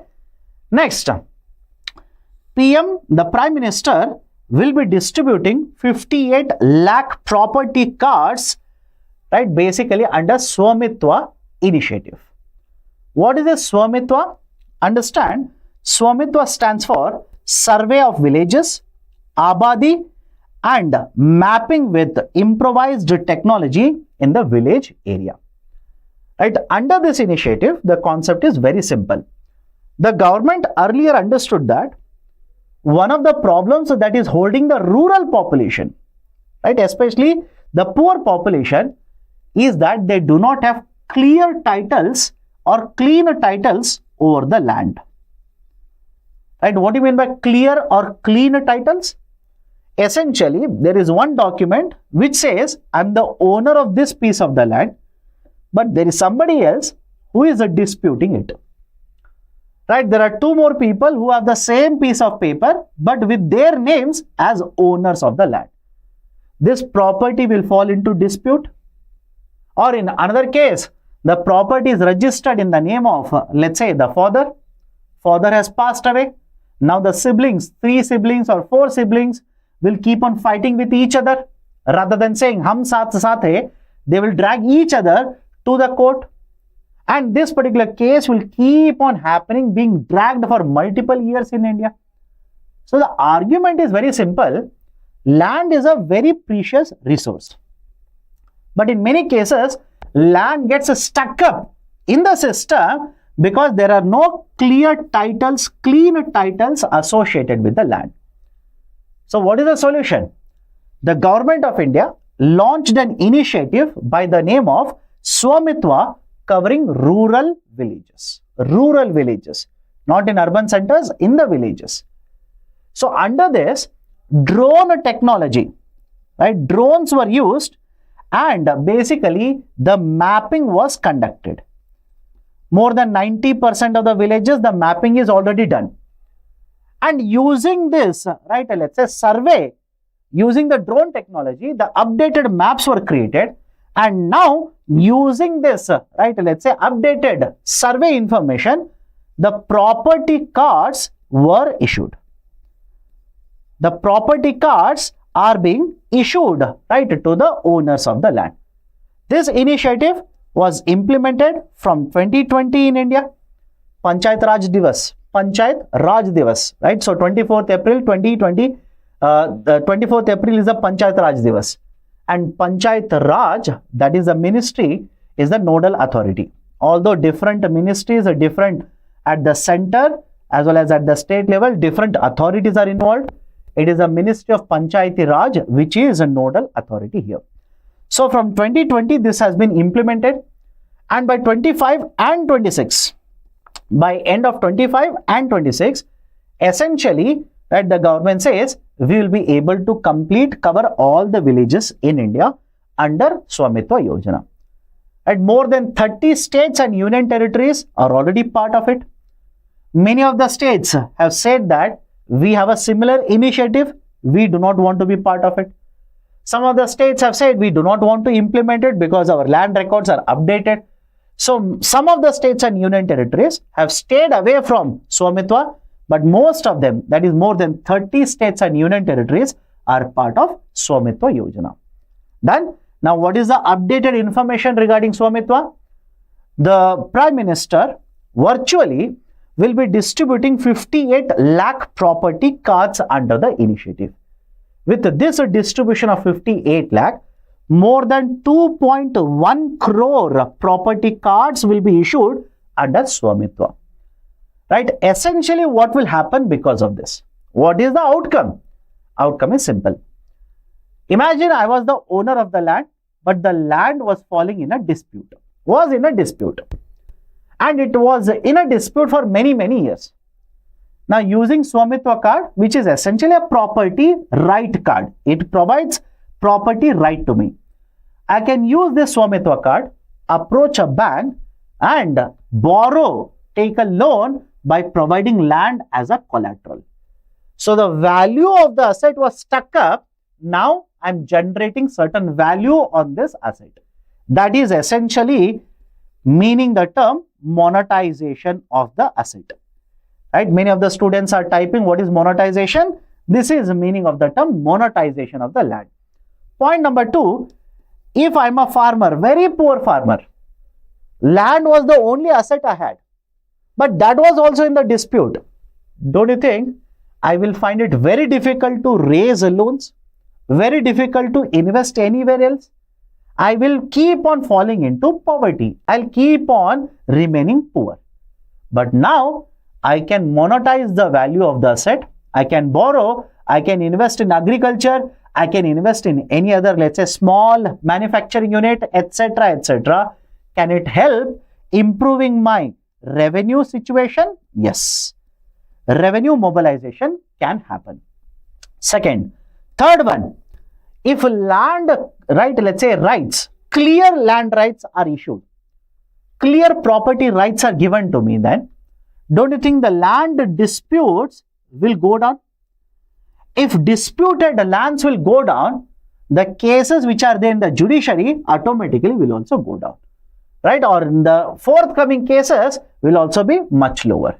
Disputes regarding the land will go down. Fourth one, because we have conducted mapping now. Mapping essentially means analyzing what is the terrain, right? Because we have conducted the mapping now, can we use the updated information for, right, let's say, better policy making at the panchayat level?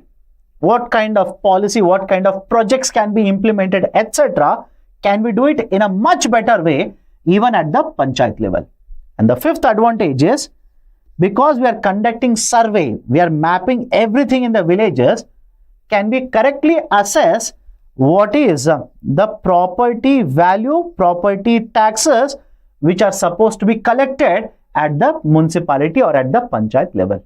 So even the collection of property taxes can be done in a much better way, right, using the initiative of SVAMITVA. Done? So these are certain very important points associated with the SVAMITVA initiative, right? Please make a note of this. Now associated with this, I've given an MCQ. Let me solve it. You can solve it along with me. Consider the following statements regarding SVAMITVA scheme. The scheme is a centrally sponsored scheme. No, it is a central sector scheme. Right? It is a central sector scheme. The first statement is wrong. It has been implemented across all the states and union territories. No, more than 30 states are part of it, plus union territories are part of it. Many of them have stayed away. Second one, incorrect. The Rural Development Ministry is the nodal ministry. This is also incorrect because Ministry of Panchayat Raj is the nodal authority. Okay. So all the three are incorrect. Right option will be option D, none of them. Okay. Done. Next one. Confederation of Indian Industry, CII. Confederation of Indian Industry, it's a representative body. It has requested or has called for changes or reforms in the priority sector lending. Right now, what is the issue here? Why is there a call for change in the PSL? But point number one, what is PSL? PSL essentially means priority sector lending. Under priority sector lending, listen to me very carefully.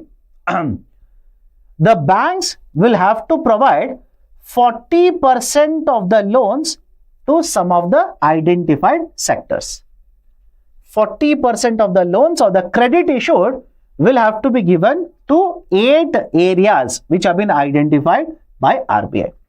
What are these 8 areas? You have agriculture, export credit, housing, affordable housing, right? Let's say startups is there, MSMEs is there, weaker sections is there.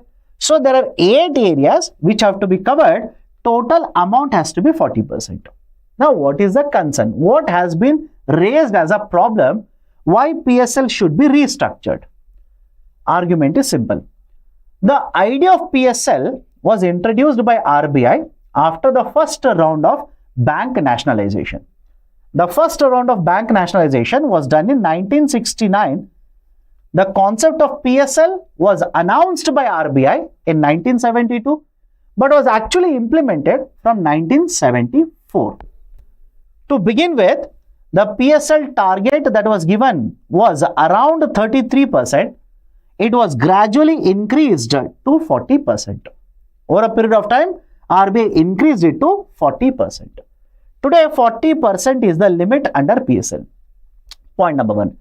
Point number 2, take one example here, agriculture sector. Agriculture sector. Under the PSL, 18% of the loans issued, I repeat, 18% of the loans issued should be given to agriculture sector. The argument that has been put forward is, this number 18% was decided when the contribution of agriculture sector was much higher in percentage to GDP. In terms of percentage, the contribution was much higher. Over a period of time, the contribution of agriculture sector to GDP, again in terms of percentages, percentage contribution has kept on declining. In fact, at the time of independence, more than 50% of the GDP contribution used to come from agriculture sector. Today, how much does agriculture contribute? It contributes in the range of 15 to 17%. In the range of 15 to 17% is contributed from agriculture sector.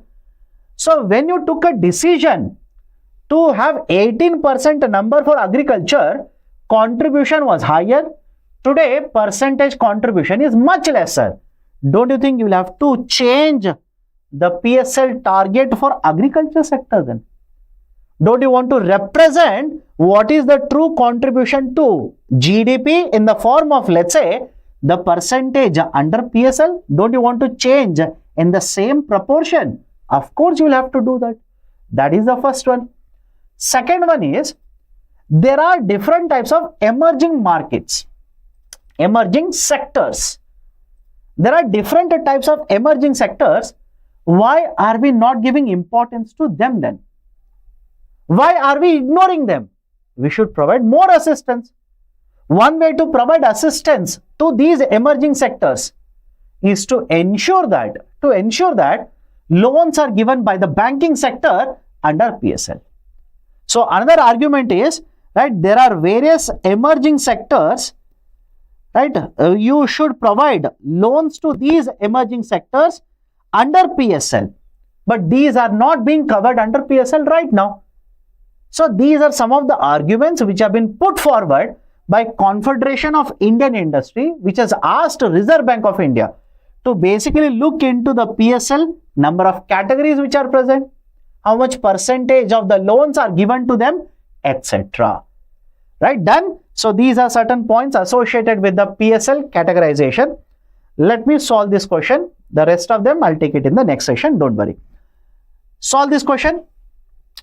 Consider the following statements regarding PSL. Okay. Consider the following statements. All the loans given to the renewable energy sector are counted under PSL. Renewable energy sector, is it covered under PSL? Yes, it is covered under PSL. But all the loans given to renewable energy sector projects, are they counted under the PSL? Absolutely no. Extreme kind of statements. Be careful. Extreme kind of statements. All the loans? No. Then how much value is generally taken as a threshold?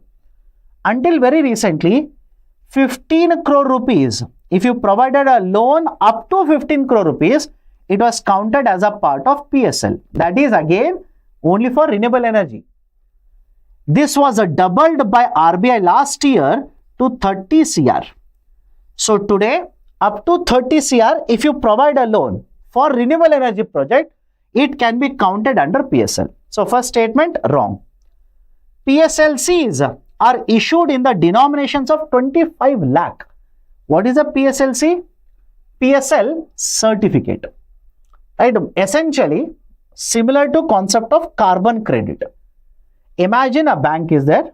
They are supposed to meet certain target under PSL. If they are not able to meet, they can purchase a PSL certificate from another bank which has overperformed, has given more loans compared to the target under PSL. So certificates with denomination of 25 lakh rupees each are sold by these entities, right, or these banks. And when I say certificates, you will basically be purchasing certificate and paying a premium for it.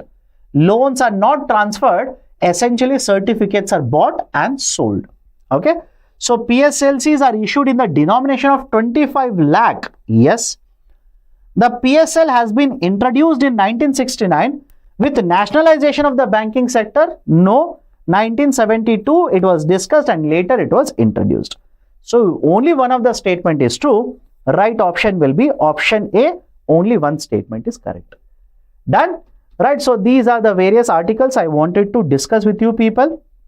If you want this annotated PPT as well as the handout related to the articles that I've covered, the concepts that I've covered today, all you need to do is again basically reiterating the point. Please scan this QR code. In some time, you'll be able to get access to the PPT as well as the handout related to this class. Done? Okay. So if you have any kind of a question, please do let me know. Sir, 2 or more people claim a land, who will get the property rights card? My dear, in such case, the dispute is already there. There is a process to resolve the dispute. Only then the property card is issued. Any other question? Any other question? Please do let me know. Anybody else has a question related to whatever I have discussed? Okay, done then. So that's it from my side. Right, please read well. Keep on updating current affairs. Right, see you next time when I take the session. Take care. Good night.